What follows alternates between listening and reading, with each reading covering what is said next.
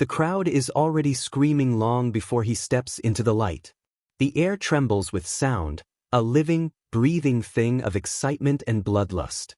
Dust rises from the sand of the Colosseum floor as 50,000 Romans press forward in their seats, the afternoon sun gleaming off the marble terraces. Trumpets blare, drums thunder, and somewhere deep within the shadowed tunnels, a man stands perfectly still. His heart pounds. Sweat trickles down his temple. The iron gate before him rattles as the guards prepare to open it.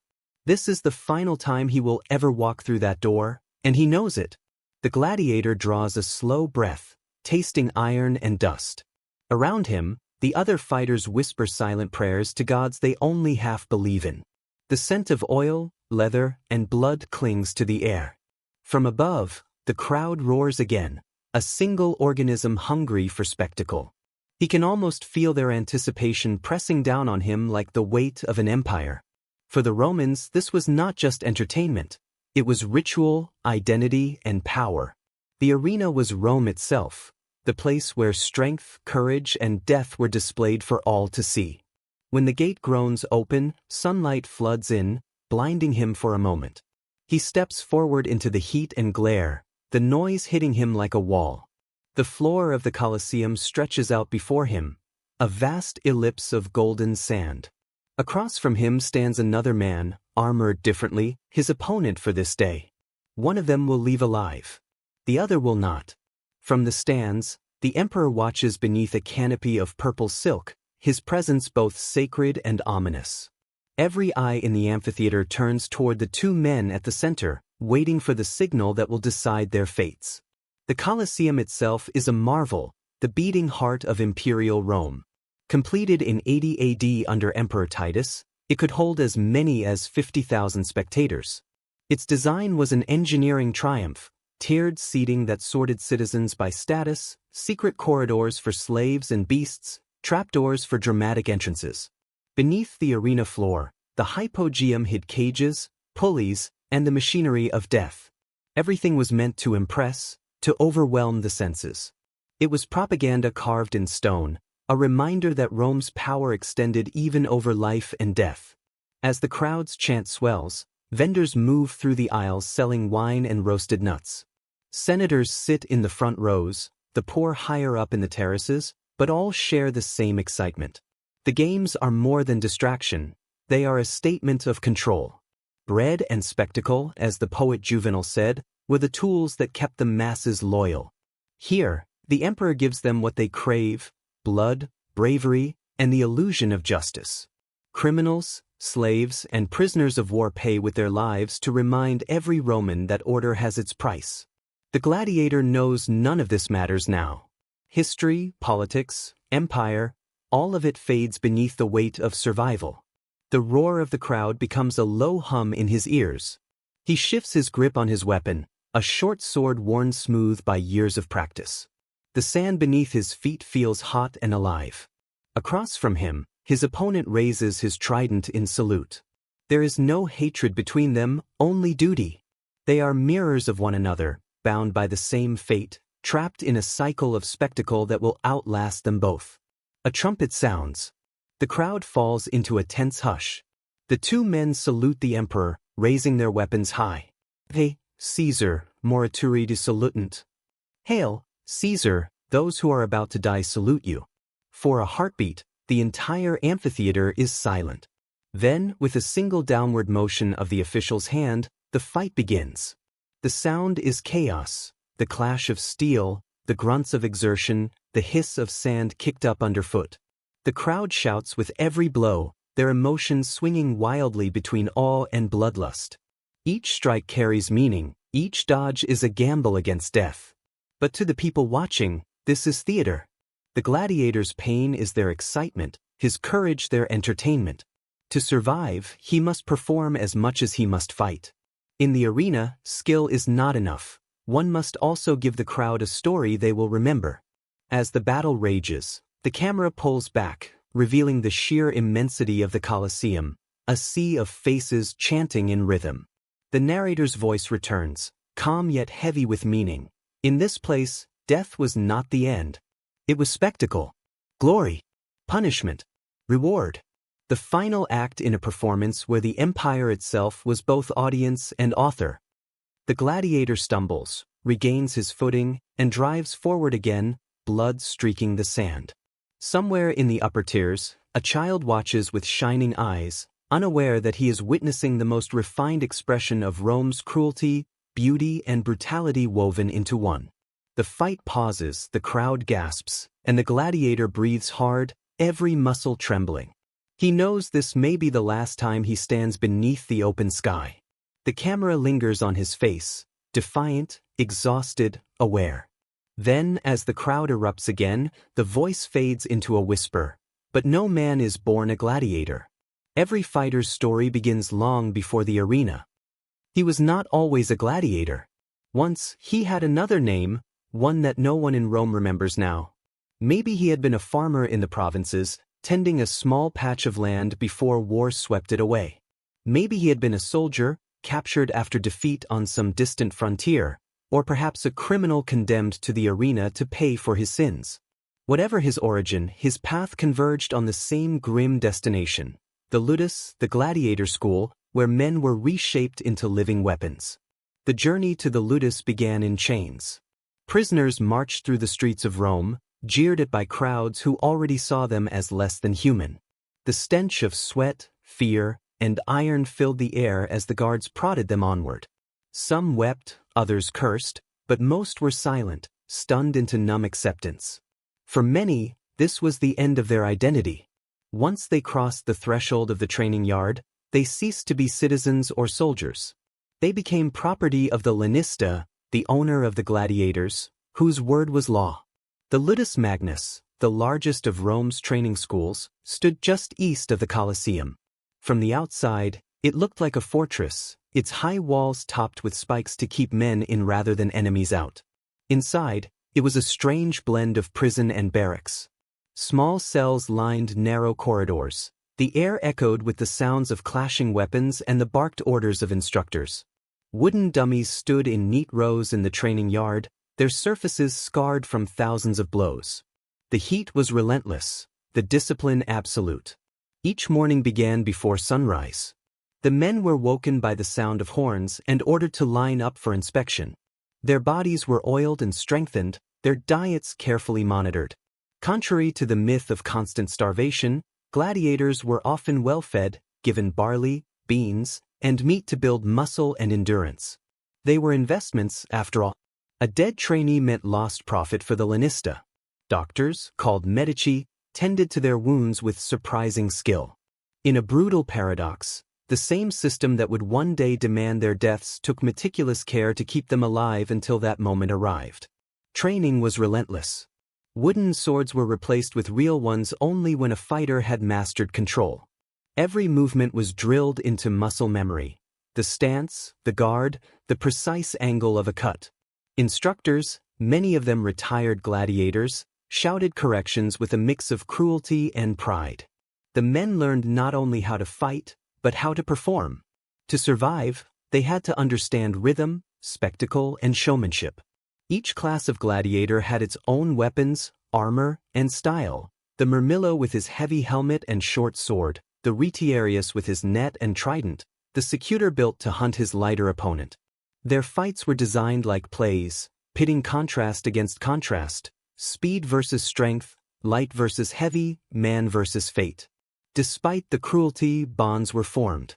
In the evenings, after training, the men gathered in the dim torchlight of the barracks, their laughter echoing off the walls. They told stories of the outside world, of the sea, of lost lovers, of freedom. Some carved charms or prayed to household gods. Others sat in silence, lost in their thoughts. Among them grew a strange fraternity, forged by shared suffering. Rivalries flared, but so did loyalty.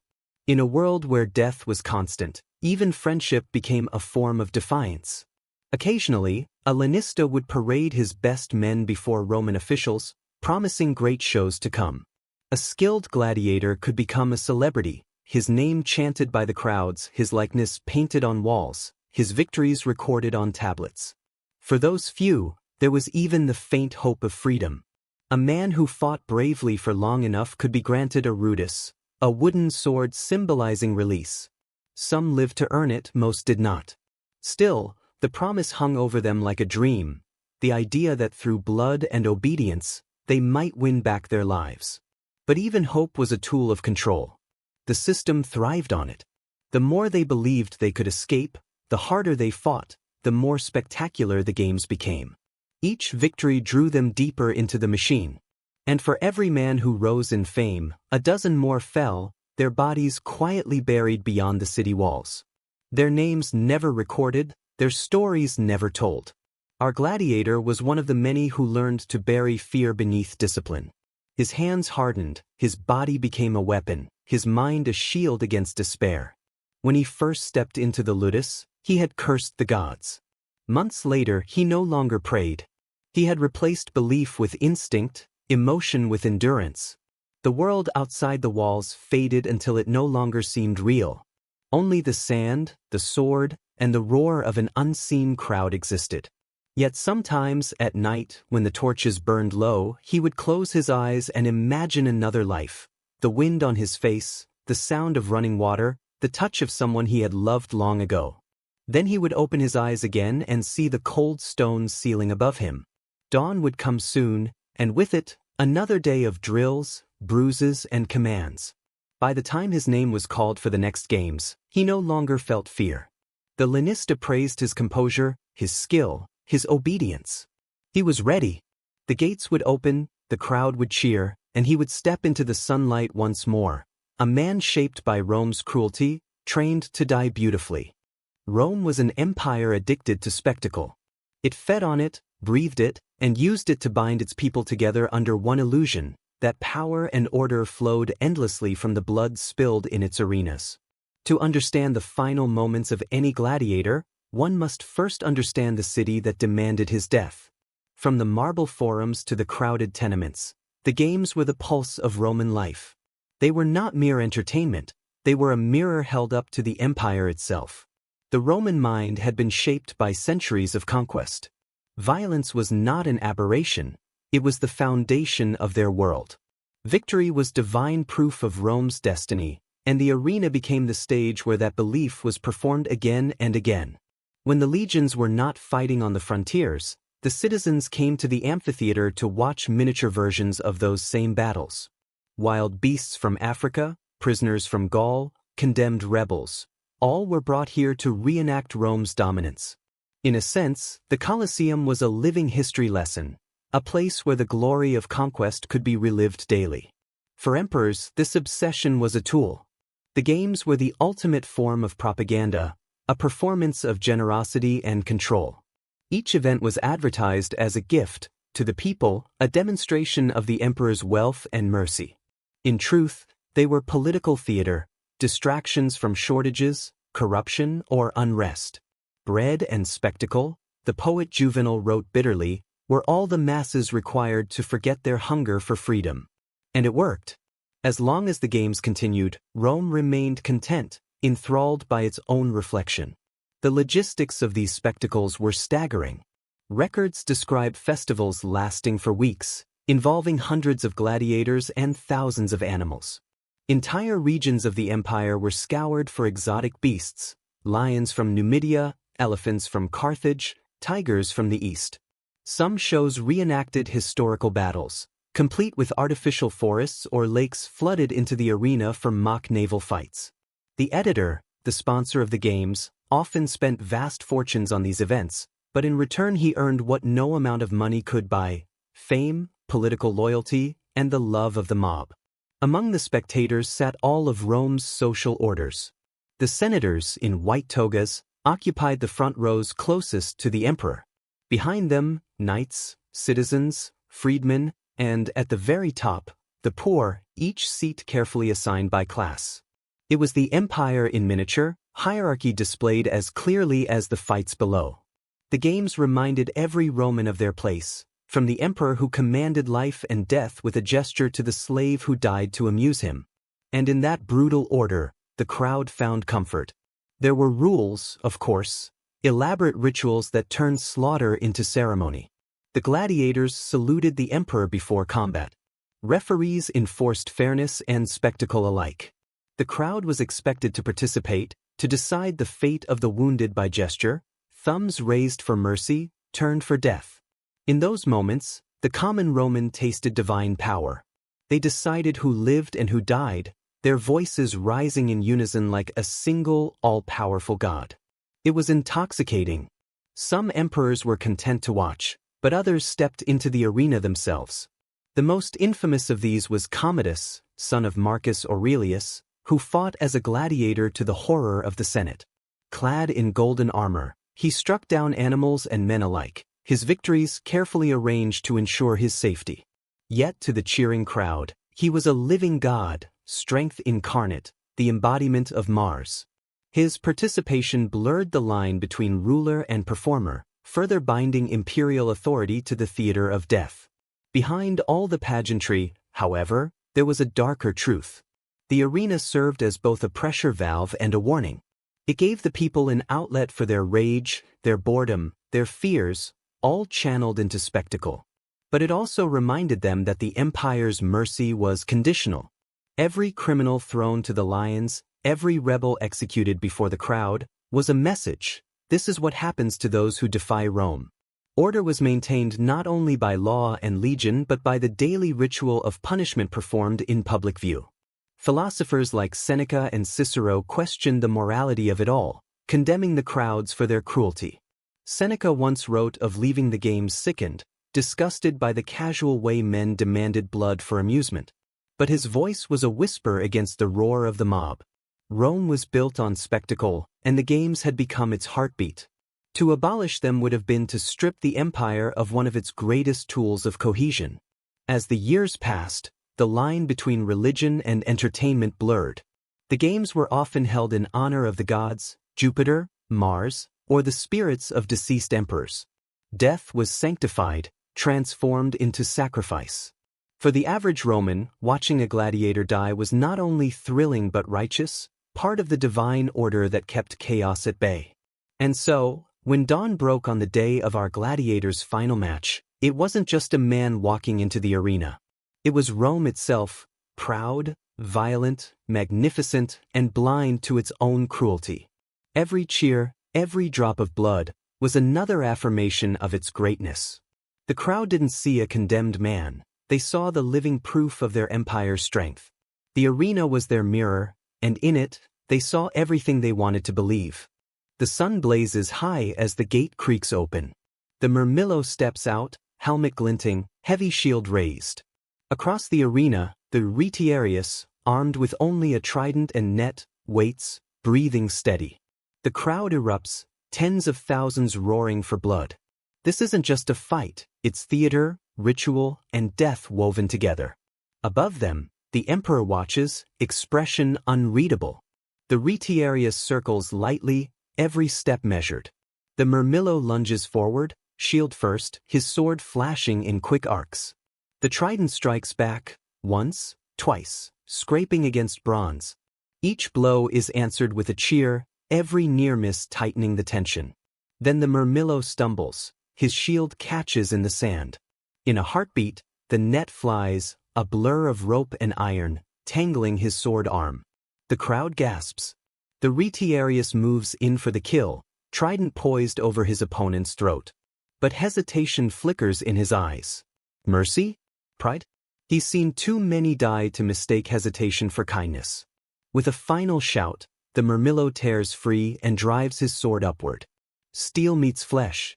The Retiarius falls, the sand turning crimson beneath him. Silence. Then a wave of sound crashes down, the crowd's verdict. The emperor raises his thumb. The victor stands, trembling, drenched in sweat and blood. He has won, but victory feels hollow. Around him, attendants rush to clear the body, to rake the sand smooth once more. In Rome, no triumph lasts long. The next fight waits, the next death already promised. The noise fades. The crowd disperses, their hunger sated for the day. In the tunnels below, the stench of sweat and iron lingers. The victorious gladiator sits in silence, the cheers above replaced by dripping water and quiet footsteps. His wounds are stitched with cold efficiency. Around him, others stare blankly into space, men who've survived, for now. In another room, slaves drag away the fallen. Their bodies are stripped of armor and identity. To Rome, they are no longer men, only remnants of a spectacle. Some are buried in mass graves outside the city walls. Others are forgotten altogether. The empire feeds on their deaths, its appetite endless. The victor eats alone, staring at his reflection in a bowl of wine. His hands tremble. He knows the truth. Today's victory is tomorrow's memory. He may fight again, or he may die. His life belongs not to himself but to the crowd. Above, Rome celebrates its own greatness, blind to the humanity it devours. As night falls, the Colosseum stands silent under the stars. The sand, once red, is clean again. But the stones remember. They always do. The arena sleeps, dreaming of blood. Centuries have passed, yet the Colosseum still stands, silent, immense, and watching. The cheers are gone, but the stones remember. Where emperors once sat and slaves once died, tourists now walk in awe, unaware that each grain of sand once drank the blood of men. The empire that built it has turned to dust, but its shadow still lingers in every spectacle we create. The gladiator himself is long forgotten. No name carved in marble, no song of victory, only dust and memory. Yet somehow he endures. His struggle outlived Rome.